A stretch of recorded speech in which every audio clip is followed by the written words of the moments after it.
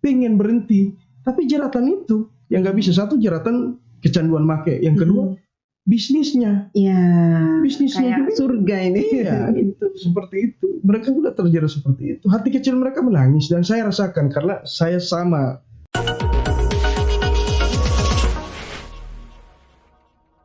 Assalamualaikum warahmatullahi wabarakatuh. Kali ini saya ditemani oleh Bapak Abdurrahman Wijoyo Nangalo. Ya, selamat datang di podcast ini, Pak. Ya. Iya. Jadi Pak Abdurrahman ini atau Pak Yoyo, biasa dipanggil Pak Yoyo. Ini adalah seorang residivis narkoba ya. Narkoba yang sekarang sudah jadi konselor di BNN. Iya, gimana kabarnya Pak? Alhamdulillah sehat. Iya, sudah berapa lama menghirup udara bebas? Maret sampai sekarang ya. Maret sampai sekarang. Berarti awal-awal COVID masih di sana ya? Awal-awal COVID masih di sana. Masih. Iya, itu bagaimana sampai bisa terjerat? Katanya pernah dulunya memang di BNN. Iya, dulu. Mungkin bisa diceritakan. Pada awalnya sebelum di BNN, saya juga sudah mengenal narkoba seperti apa. Iya. Karena ruang lingkup tinggal kita itu dulu kan berhadapan dengan itu. Dulu di mana? Dulu di kompleks Kota Tengah, perumahan BTN.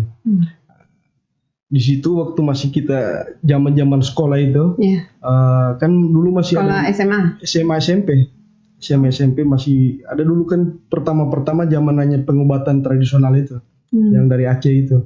Iya. Kebetulan Itu orangnya tahun berapa itu? sekitar tahun 90-an lah. 90-an. Iya, 90-an. Itu lama dia tinggal di situ kan, di kompleks kita. Sampai mengenal dia bawa dari sana kan. Yang pengobatan itu? Iya, pengobatan itu. Modusnya seperti itu. Dia bawa ganja, kita kan anak-anak di situ kan, anak-anak kompleks kan kenal gitu. Ini pengobatan tradisional ini berarti kan kita tidak tahu dicampurnya atau diapain kan. Semua dia bawa juga seperti itu dan dalam jumlah banyak. Dia jualan juga. Modusnya pengobatan tradisional. Dan itu polisi tidak tahu. Dulu kan pendeteksi narkoba ini kan masih masuk undang-undang psikotropika. Jadi masih ruang lingkupnya masih sempit, belum terlalu luas. Lagian juga kan untuk pengenalan sampai sekarang juga sampai sekarang juga kan aparat yang banyak belum tahu bagaimana jenis narkoba itu, bagaimana ganjanya itu seperti apa ya kan. Jadi kalau dia sudah dijadikan seperti rokok agak apa ya, kalau orang awam lihat ya samalah. Tapi kan kalau kita yang tahu bisa membedakan. Jadi itu modusnya seperti itu. Banyak dia bawa karena kan tempat prakteknya dulu di SMP 1. Mungkin masih ada labambanya dulu itu di situ. Depan situ ada tukang praktek pengobatan Aceh itu tradisional lah. Dia ngontrak di kompleks kita itu. Itu berapa lama dia di situ? Lama Bu. Nah, kita zaman sekolah itu happy aja dengan itu kan, gratis. Namanya anak kompleks kan. Jadi dikasih gratis. Iya, anak kompleks kan dikasih gratis. Tapi ke orang lain dia jual. Kita yang jalanin di situ. Ada beberapa jadi teman anak-anak ini yang direkrut untuk menjalankan ini. Itu dijual dalam bentuk itu namanya, kalau misalnya bahasa jalannya itu dia satu karton, satu batu itu istilahnya kan bentuknya kayak lagi nih. Ada yang namanya satu itu batu. Sudah di kayak tembakau begitu? Belum, masih utuh daun? Masih daun kering gitu.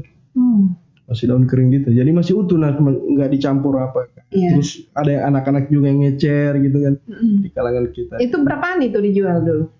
Dulu 100 itu udah banyak sampai 5. Nggak sampai 100 dulu, masih ada zaman-zaman 20.000, 50.000 udah banyak. Dijual satu ke garis sama anak-anak. Iya, satu garis. Jadi wilayah kita sama wilayah perkotaan, terutamanya di Jalan Tengah itu kan ada peredaran juga di sana kan, sabu yang jadi sering barteran dulu itu. Barter sama sabu. Sama sabi dari Jalan Tengah di barter gitu. Bukan main dari dulu berarti ini di Gorontalo ini memang dari dulu. Artinya orang mau bicarakan narkoba di Gorontalo ini udah semenjak dulu. Sekarang ini hanya dampak-dampaknya aja dan bertambah, nggak ada berkurang. Bayangkan dari 98. Jadi itu dijual ke sesama anak-anak. Orang besar, orang dewasa tidak? Ada juga kan, teman main kita itu kan ada seumuran, ada yang tua, ada yang tua. Jadi tapi gabung. Tidak ada ketakutan misalnya orang tua atau polisi. Ada ketakutan lah. Ada ketakutan. Yang paling ketakutannya itu ternyata yang nangkap itu adalah orang tua saya sendiri.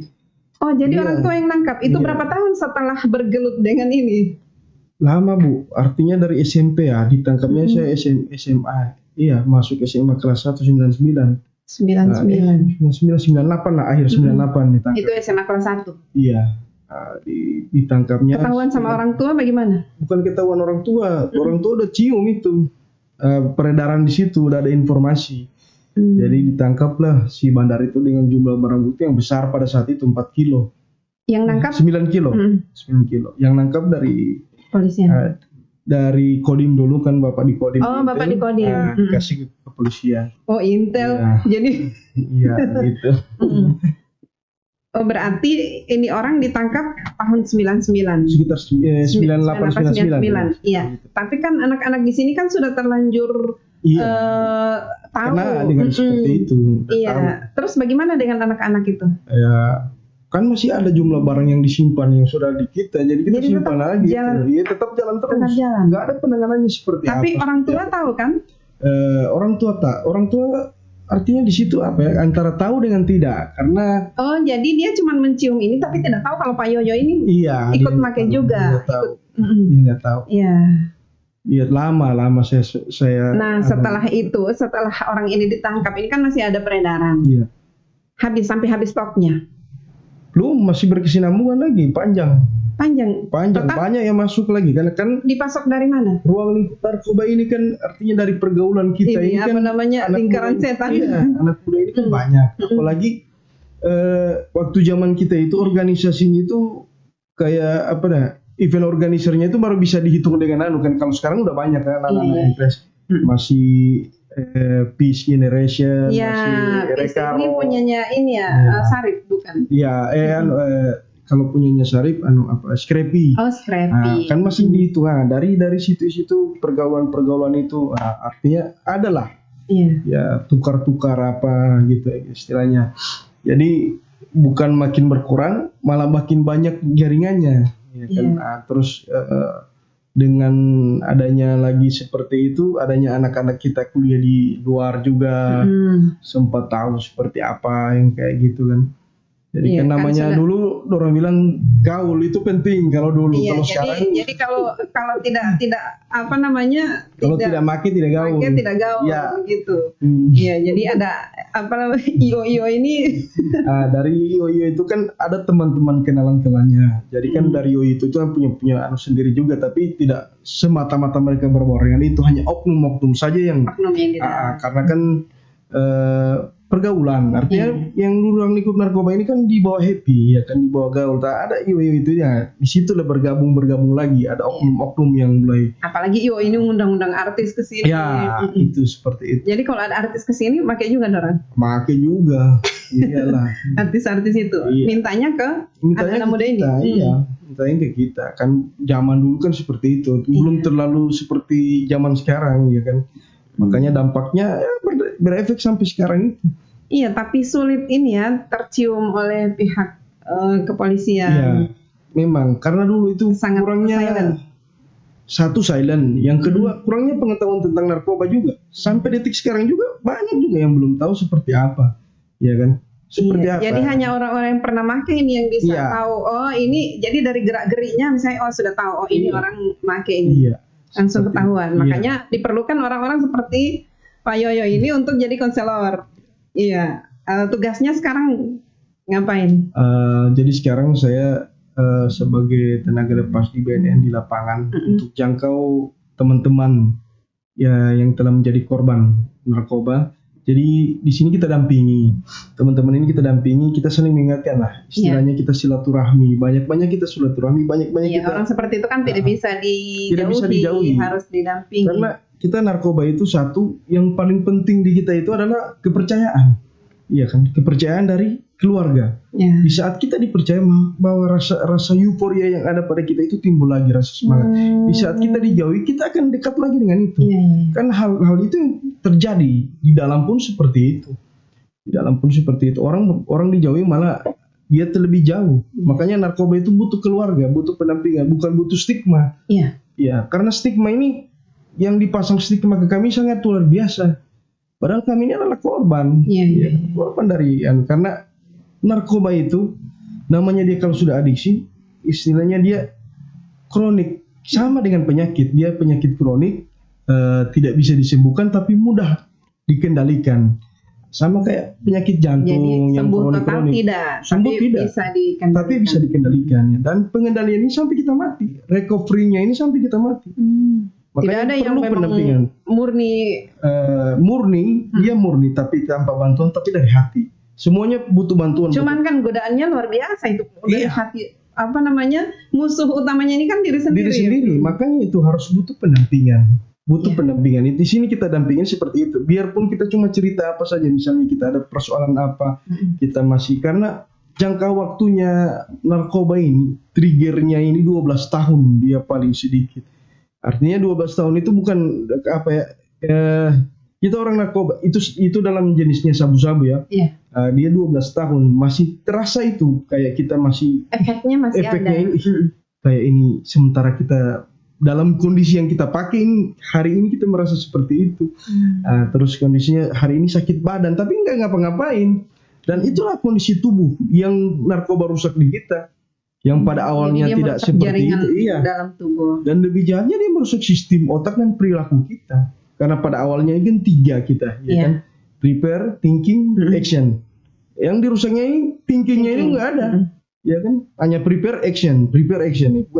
Yang kita pikirkan kita lakukan tanpa kita, kita rencanakan kita lakukan tanpa kita pikirkan lagi, berpikir seperti apa. Itu yang dirusak, itu yang lebih jahat. Yang terjadi sekarang seperti itu. Makanya orang narkoba dikatakan itu mereka mindernya itu kayaknya ngomong seperti ini, mau ngomong bahwa kita ada persoalan dalam diri kita, inilah perubahan perilaku. Dan itu yang mereka tidak sadari, dan itu yang dirusak narkoba sebenarnya. Perubahan perilaku itu, merasa diri tidak ada permasalahan apa-apa, tetapi ada. Padahal sebenarnya ada.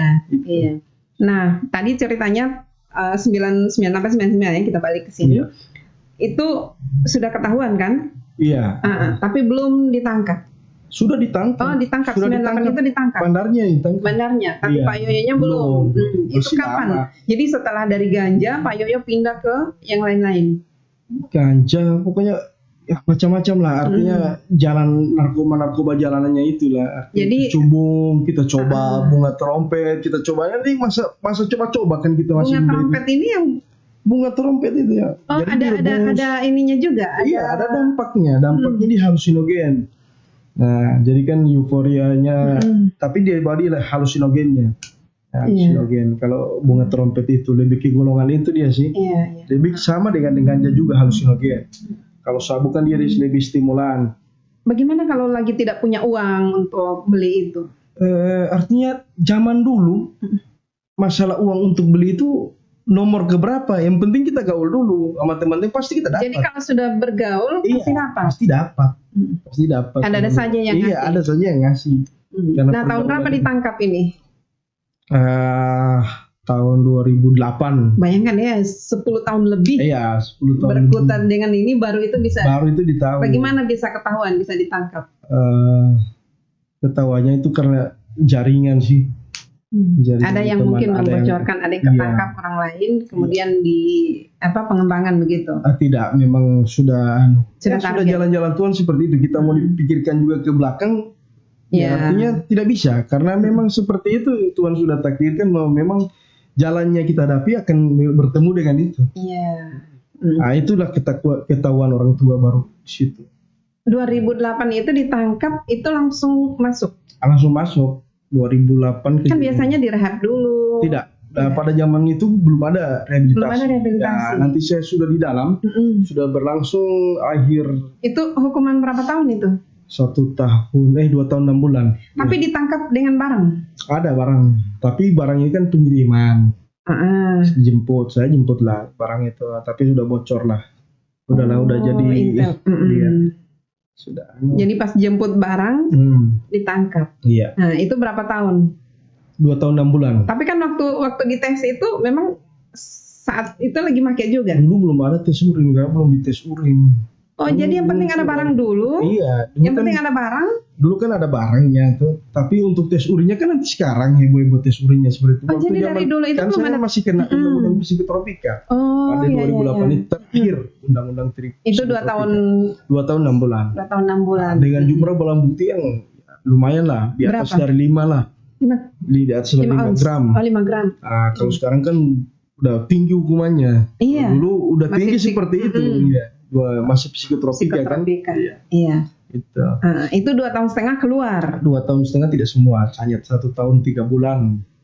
Jadi akhir 2010 keluar. Sebelum akhir 2010 itu dari BNN kan udah ada BNP di sini dulu. Tapi dari BNN pusat udah calling dokternya di sini masuk ke dalam lah. Mereka konseling sama kita. Keluarnya saya itu dijemput sama mereka.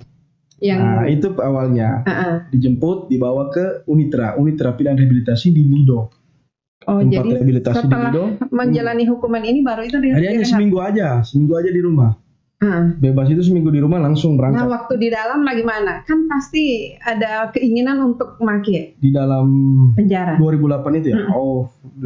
Waktu zaman 2008 itu pastilah baru masuk aja udah langsung. Di dalam zaman 2008, zaman 2008. Di dalam ada juga yang ini. Jadi peredarannya justru lebih waktu zaman 2008 awal itu lebih kuat peredaran. Jadi orang begini, lebih baik saya di dalam. Iya, karena orang berpikir begitu. Itu tadi saya bilang reaksi thinkingnya udah dihilangkan. Lebih baik saya di dalam, enak make. Karena cuma berpikir rencana hidupnya hanya make. Gitu kan, pada saat itu. Jadi dia tidak pernah berpikir bahwa ini imbasnya ini, tapi yang penting saya dapat dulu. Iya, saya dapat dulu. Di luar dikejar-kejar polisi, di dalam tidur enak-enak, ada barang make. Iya, gitu. Itu lebih aman. Itu lebih aman. Cara berpikir mereka seperti itu. Orang di lapas tidak tahu. Tahu lah, cuma kan kita sembunyi-sembunyi. Namanya di dalam itu pasti sembunyi-sembunyi. Iya, ampun. Makanya orang bilang kalau di dalam itu justru lebih bebas. Iya, lebih bebas dalam hal kan mereka juga tidak terdeteksi. Tapi itu dulu ya. Itu zaman 2008. Zaman 2008 gitu. Kan 2 kali masuk nih. Iya. Setelah itu kan masuk lagi. Masuk yang kedua kali ini sangat luar biasa. Tahun berapa itu? 2018. Berarti waktu keluar 2010 masih itu 10 tahun. Belum hilang. Memang masih keluar 2010 saya bawa dulu ke Unitra itu Bogor. Di rehab rehabilitasi 2 bulan. Rencananya 8 bulan, 2 bulan saya sudah ditarik. Ditarik ke BNN Cawang karena untuk penjangkauan dan pendampingan Satgas Jangkau Damping itu.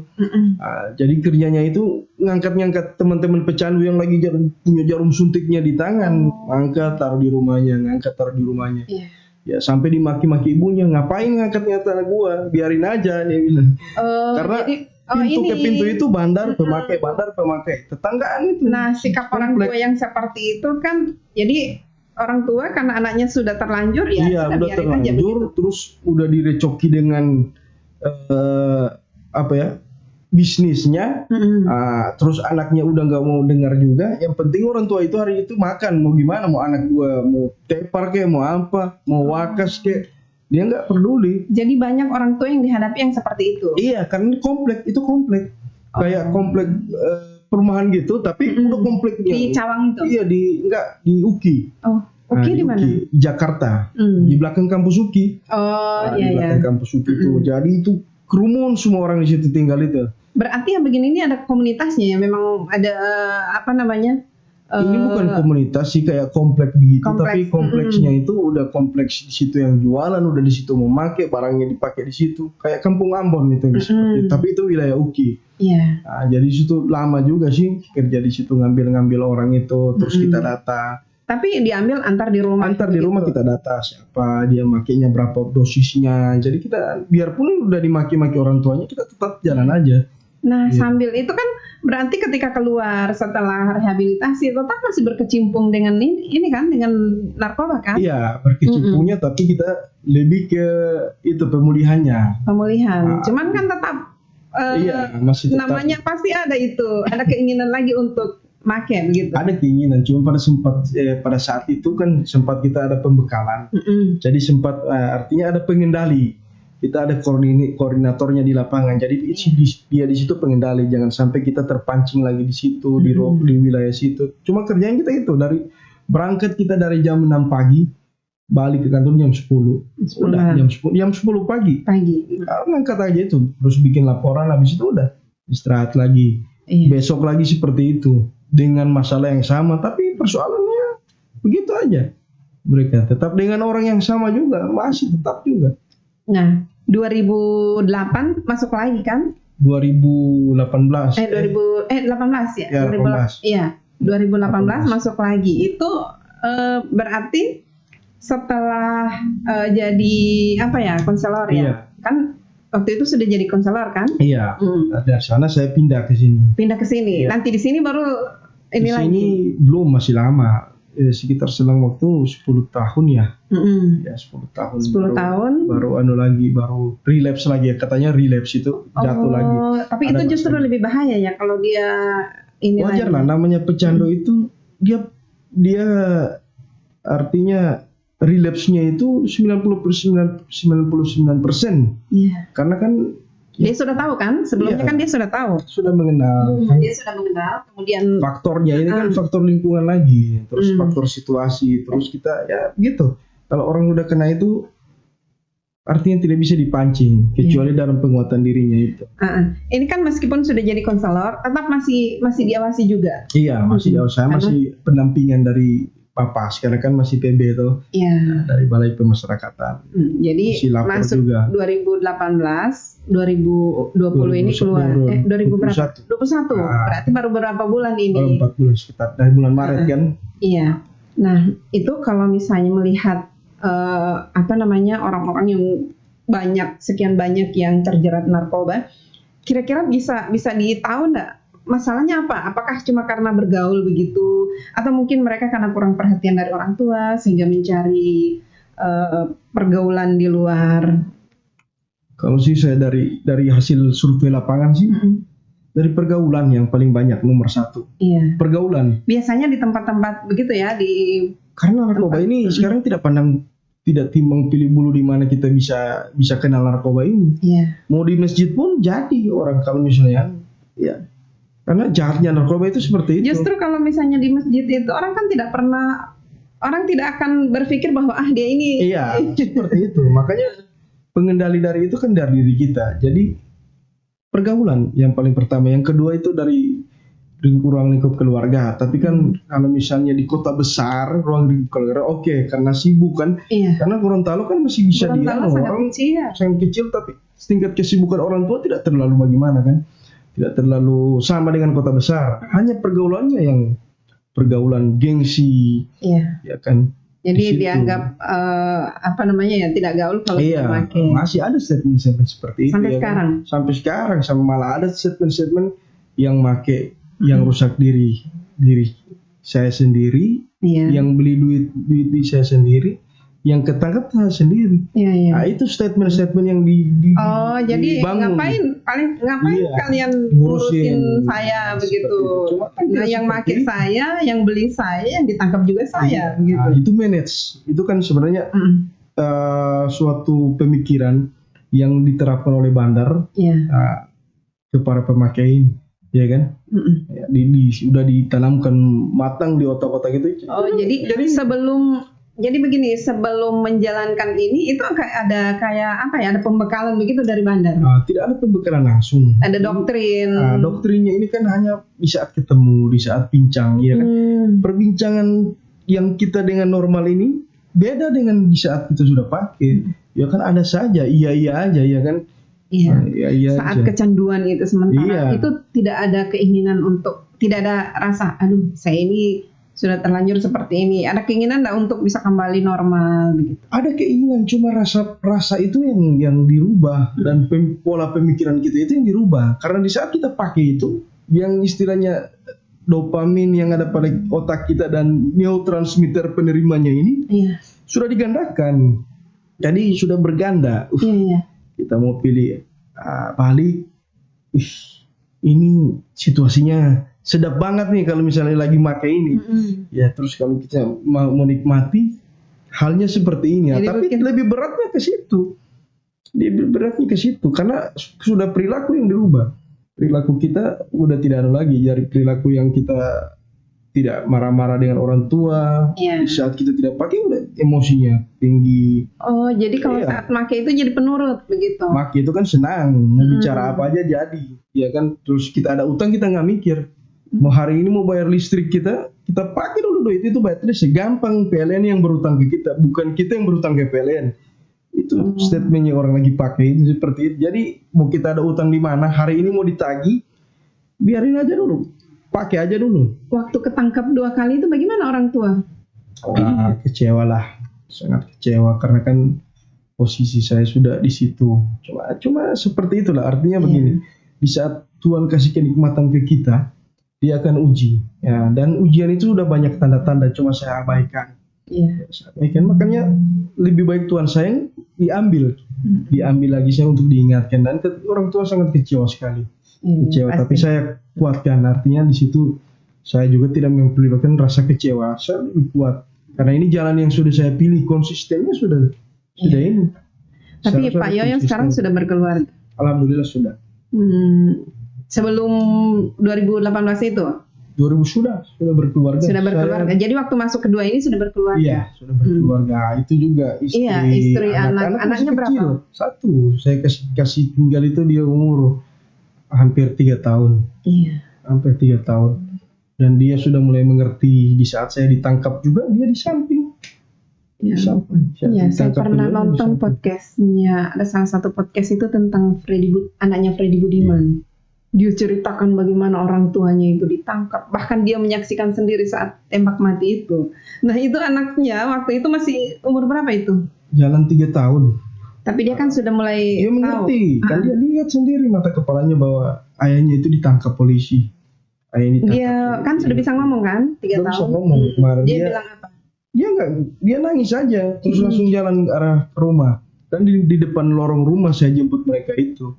Kan saya 1 tahun, kasusnya di 2017, satu tahun saya ngilang. 1 tahun saya ngilang. Berarti memang sudah diincar, cuma menghilang. Saya menghilang, saya balik lagi ke Gorontalo. Pas 1 tahun tanggal 23 November itu 2019, saya ditangkap. Gitu. Iya, itu anaknya berapa sekarang? Baru 1. Iya.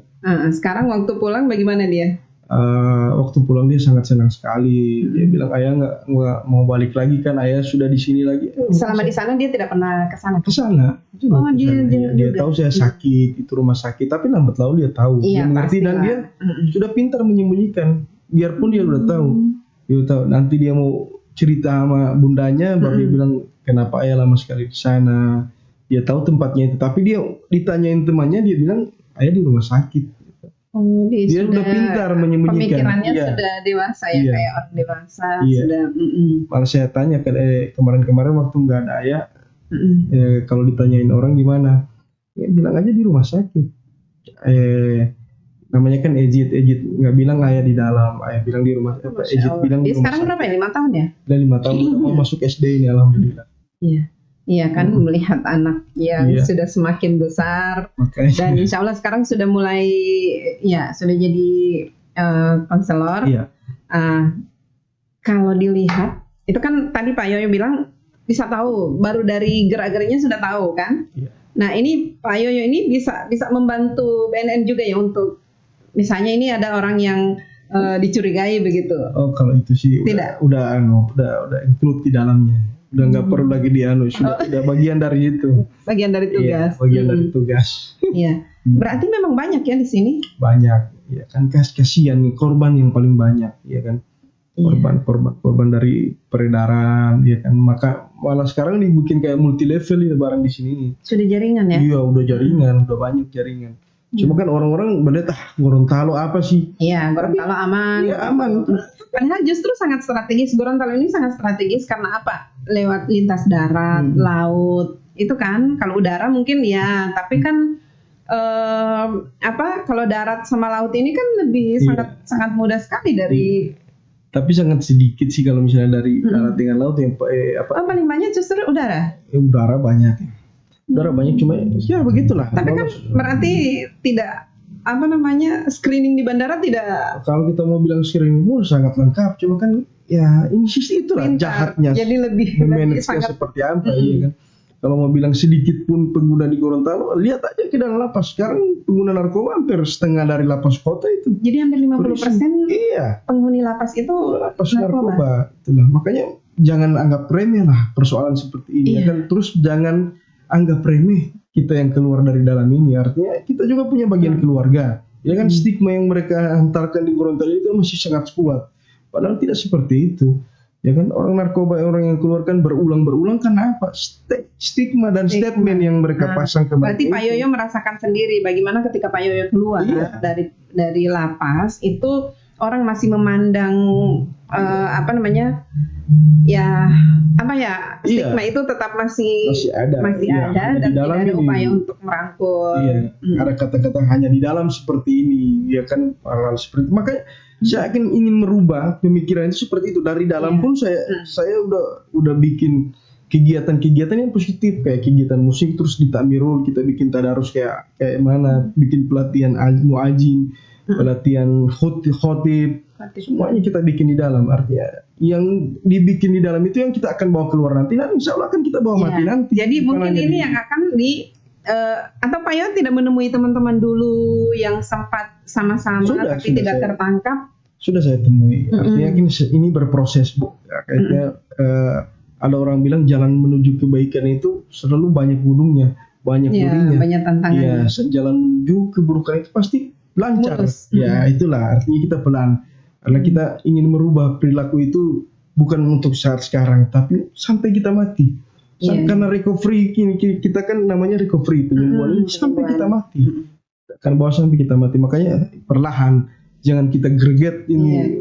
Dengan kita greget juga bisa, tapi kan perlahan. Karena pengguna narkoba bisa saja berapa persen dia langsung balik. Ya kan? Dia langsung balik. Makanya butuh penguatan itu dan pendampingan, dan kita butuh didampingi terus. Tapi Pak Yoyo tidak merekrut orang lain untuk sama-sama jadi relawan begitu. Ada teman-teman. Ada teman-teman yang direkrut juga. Tapi di antara teman-teman yang dulu sama-sama make itu ada nggak yang dia sadar sendiri? Ada banyak yang sadar sendiri. Alhamdulillah. Artinya mereka ya itulah namanya hidayah. Allah tidak pilih orang, Allah tidak pilih tempat. Allah pasti kasih. Gitu. Makanya itu seringkali yang saya bawa ke teman-teman itu.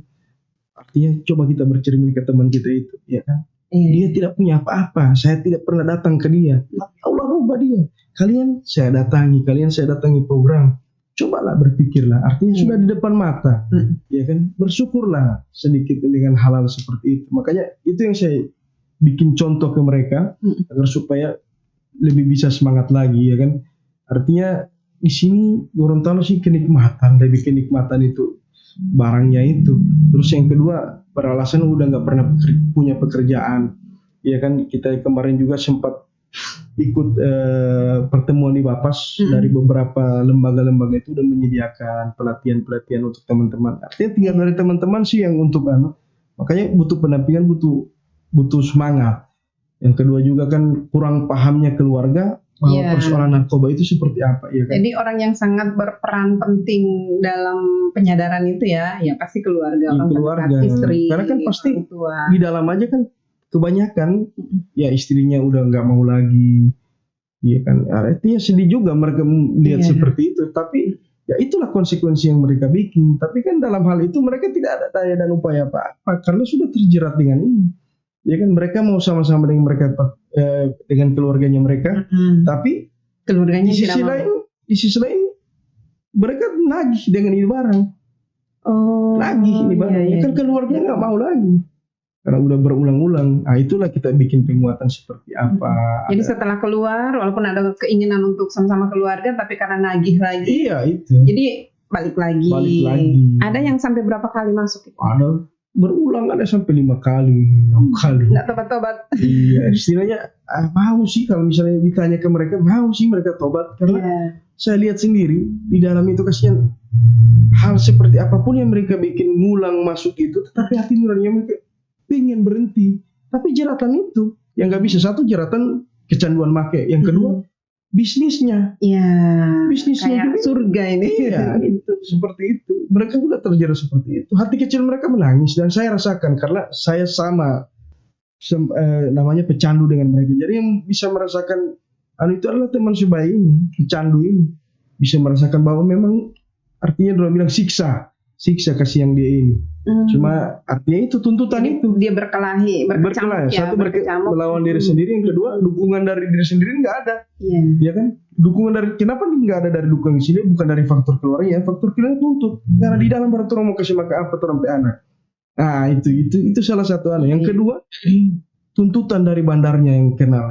Apa ini? Bandar ini, yang belum tertangkap ini. Iya, kan ada bosnya. Iya kan? Ini kan ada bosnya. Itu lagi digoda lagi seperti itu. Udah nggak sampai uang apa di dalam 100 200 gitu. Aman, penting berjalan ini. Tapi kan ini semuanya kepentingan dia. Ya kan tanpa disadari kita yang dikorbankan. Ya kan memang kita lagi butuh. Iya. Dia kan lagi butuh segala sesuatu itu. Nah, Pak Yoyo ini kan masuk, kemudian itu kan pasti kalau misalnya bisa jadi Pak Yoyo ini kan masuk ya, kemudian langsung sudah saya tidak mau berurusan lagi dengan ini. Itu bagaimana itu sampai tidak mau lagi, kan padahal justru di dalam kan lebih mudah untuk terjerat kembali, tetapi Pak Yoyo sudah berpikir bahwa apalagi sudah hitam ininya sudah rajin sholat. Alhamdulillah. Itu bagaimana sampai terpikir untuk sudahlah saya tidak mau lagi berurusan dengan barang ini. Pada awalnya sih artinya di saat saya kedua kali tangkap ini rasa ketakutan itu sangat besar, rasa takut yang luar biasa. Kenapa? Takut dari perbuatannya saya itu. Yang kedua takut masuk ke dalam, karena masih banyak orang yang saya tangkapi juga di dalam. Iya kan, jadi pasti jadi bulan-bulanan. Jadi kalau masuk itu kan saya tugas di BNN juga, terus membantu teman-teman di pemberantasan. Jadi banyak orang-orang yang ditangkap yang ketemu di dalam, masih posisi di dalam, itu rasa ketakutan. Makanya terpikir ke saya untuk lari dulu, mengamankan diri. Tetapi selama lari pun ini tidak tenang juga. Saya hanya mau didoa, ya Allah, tolong selesaikan masalah saya. Jadi selama lari saya posisi mau kemana itu gerakan Tuhan, bukan dari saya.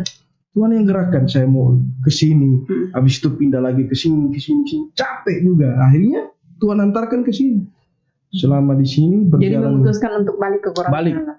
Tapi sudah tidak pakai lagi atau masih? Sudah nggak pakai. Sudah nggak pakai. Selama pas kejadian itu, hari kejadian itu udah nggak berpikir. Suasananya kayak petir. Kejadian saat ditangkap itu? Belum. Pas kejadiannya itu, kan saya sempat lari. Sempat lari itu kan ketangkapnya itu. Jadi dari situ. Dari situ kayak disambar petir itu. Memang tidak pakai lagi. Udah nggak mikir kayak gitu. Malah dalam pelarian itu kan ketemu dengan teman-teman jaringan-jaringan di luar. Mereka tawarin, saya hanya lihat-lihat aja kayak kosong pandangan itu. Tapi pulang malah ditangkap. Kan masih jalan kasusnya. Masih yang karena ditangkap kemudian lari itu kan. Iya, masih jalan kan. Berarti sadarnya ini di saat pelarian itu. Saya pikir di saat di dalam. Di saat pelarian itu, pokoknya ketemulah, namanya mitra kan, kita bermitra di luar daerah banyaklah jaringan-jaringan kan. Saya sempat ke sana, ketemu dengan mereka itu malah heran-heran nih. Kenapa? Saya bilang saya lagi persoalan ini. Bilang kalau misalnya saya di sini, jangan kalian terlibat lagi. Saya di dapat sini, saya pindah lagi. Saya pindah lagi, ketemu lagi dengan mereka. Ya ruang lingkup itu, tapi nggak ada rasa mau pengen balik lagi, mau apa. Berarti memang hidayah. Udah nggak ada. Sampai sekarang sudah tidak. Pokoknya selama lari itu nggak berhenti air mata itu, karena kan apa yang sudah dikasih oleh Allah, nikmat Allah sudah disia-siakan. Inilah Allah bilang, dengan kesombongan Allah akan ambil. Ya kan, makanya itu. Saya sadari kan segala sesuatu kalau kita sombong, Allah akan ambil dengan segala sesuatunya. Itu yang hikmah pertama yang saya dapat. Jadi saat lagi enjoy, saat lagi sombong. Saat lagi siapa yang mau tangkap kan itu. Bilang itu. Seperti tadi. Jadi hikmah yang saya ambil pertama itu. Yang kedua, hikmah yang saya ambil itu artinya saya didekatkan lagi. Ya kan, artinya didekatkan lagi dengan yang kuasa. Ya kan, artinya segala sesuatu yang ada sama saya itu hanya miliknya, bukan milik saya sendiri. Jadi ikhlas, saya sudah belajar ikhlas. Apa yang saya ikhlaskan semuanya. Artinya dia tetap kasih juga dalam posisi saya lagi itu, tetap dia tunjukkan jalan-jalan yang aman. Dan itu gerakan dari dia. Kalau mau gerakan dari kita tidak mampu lah. Artinya kita sudah jadi DPO, sudah jadi apa kan Allah yang akan mengikuti keinginan kita. Ya, artinya dihantarkan ke sini, dia selesaikan dengan cara itu. Iya. Ya kan, bukan dengan cara bim salabim kita apa, tidak. Allah selesaikan dengan cara itu. Iya. Dan itu yang Allah saya selalu punya cara untuk punya cara. Dan di saat saya ditangkap itu, saya udah merasa ikhlas. Tidak ada rasa perlawanan. Kalau pertama kali pas kejadian itu, iya, karena lari itu bentuk lari perlawanan. itu memang bentuk perlawanan. Saya bilang kalau memang saya sudah jalannya di sini Allah, saya ingin juga. Artinya istilahnya sudah berpikiran juga. Kan sudah berpikir udah nggak pikir keluarga lagi, ya pikir udah nggak ada keluarga. Cabut dulu, gitu. Itu yang ada di pikiran saya. Setelah dari proses itu lanjut itu, ya udah saya udah merasa ikhlas. Minum dulu. Ya. Udah merasa ikhlas dengan semua itu. Ya, saat ditangkap. Iya, saat ditangkap itu udah ikhlas, udah nggak anu lagi, udah nggak ada bentuk perlawanan. Ya sudah, mereka juga sangat kooperatif juga, tidak artinya tidak ada bentuk-bentuk kekerasan dalam. Karena saya bilang anak saya di samping, mereka juga nggak. Iya kan, kalau disakiti bisa dilihat anak kan justru sangat sakit hal-hal itu seperti anaknya. Itu yang saya sangat syukuri. Saya juga pas dibawa ke Polda juga tidak di borgol sesuai protap, tapi ya ada keleluasaan. Ikut saja, tidak ada perlawanan. Tidak ada apa-apa. Artinya itulah jalan-jalan Tuhan lah. Artinya. Dan sampai ke dalam pun artinya ada bentuk perlawanan dari yang sakit hati lah dengan saya, artinya ada akibat perlakuan saya kemarin-kemarin tuh. Tapi saya ikhlas. Saya sudah ikhlaskan semua. Di dalam dipukul juga? Tidak. Oh. Tidak. Saya pikir masuk itu tidak, akan ditutup pintunya. Petugas sempatnya artinya di dalam itu petugas itu berupaya agar supaya tidak ada gesekan. Sangat luar biasa, mereka mengatur napi, pendekatan ke napi, terus mereka bikin memang program di dalam. Benar-benar gitu. pembinaan dan benar-benar ingin merubah perilakunya napi itu di dalam seperti apa. Disediakan fasilitas itu. Jadi Allah sediakan dari situ, mediasinya di situ. Kamu mau istiqomah, ini Allah sediakan. Jadi di dalam sudah disambut dengan kegiatan keagamaan. Dan alhamdulillah basicnya saya sudah ada imamnya, sudah ada imamnya kita. Alhamdulillah ya sudah kita gantian imam, gantian khotib di dalam. Alhamdulillah ada pembekalan itu, ada kajian-kajian yang masuk ke dalam, apa yang kita tidak paham kita tanyain. Ya, sampai keluar pun alhamdulillah saya bawa itu ilmu dari dalam, saya terapkan ke keluarga. Alhamdulillah seperti itu dulu, dari keluarga dulu saya mau rubah. Ya kan, dari kemarin-kemarin. Harus dari lingkungan. Iya, dari kemarin-kemarin saya tinggalkan keluarga saya nggak peduli mau sholat mau apa kek, yang penting hari ini makan kita dapat itu. Nah, sekarang tidak seperti itu, saya rubah. Apa yang saya dapat di dalam sangat berbekas dan insya Allah memang akan saya bawa sampai mati seperti halal seperti itu. Itu yang saya berharap itu dan ingin saya terapkan ke teman-teman juga. Walaupun saya tahu ada bentuk perlawanan dan ada pasti kendala dan itu ya sudah. Karena tidak semudah membalikan telapak tangan untuk memberi pencerahan ke orang-orang ini. Pasti ditanya lu siapa ya kan, itu udah biasa lah artinya. Paling begini, nggak pernah ingat yang dulu-dulu, begitu juga. Pastilah, pasti ada seperti itu. Tapi cuma kan kita hadapilah dengan istilahnya, kita mau turun itu dengan niat yang baik, insya Allah akan Allah luruskan. Dan itu yang saya yakin, itu yang sudah saya bawa keluar. Saya yakin dalam itu bahwa segala sesuatu Allah sudah atur. Walaupun saya sudah tahu kekurangan keluarga saya seperti apa, mereka jarang membesuk saya karena gimana?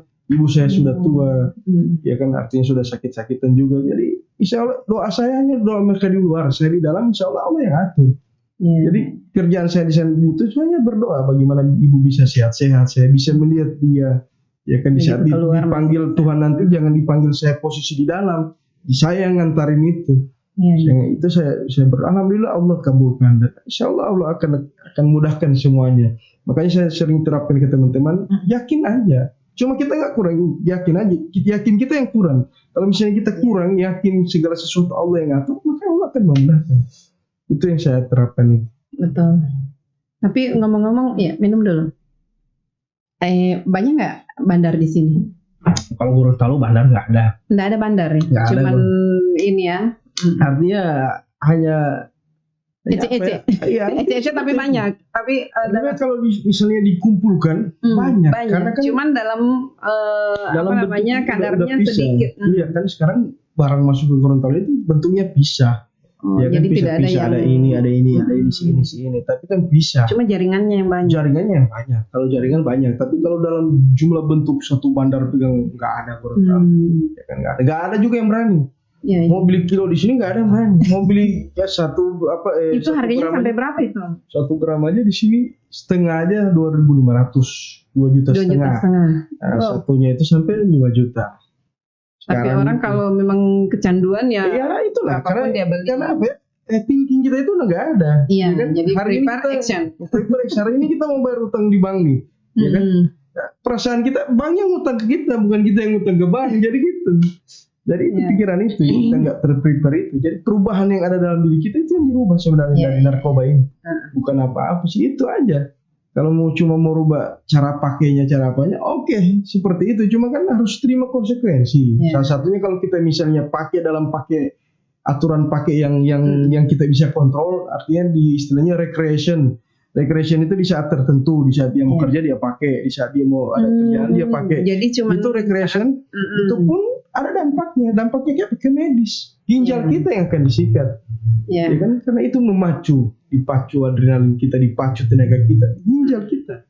Yang memacu itu racun, vitamin aja yang memacu. Itu kan karena minum terus obat itu kan pengaruhnya ke ginjal juga ya. Iya, itu kan kalau misalnya di ganja itu kan dia pengaruh ke otak lebih berat kan itu ada pengkategoriannya.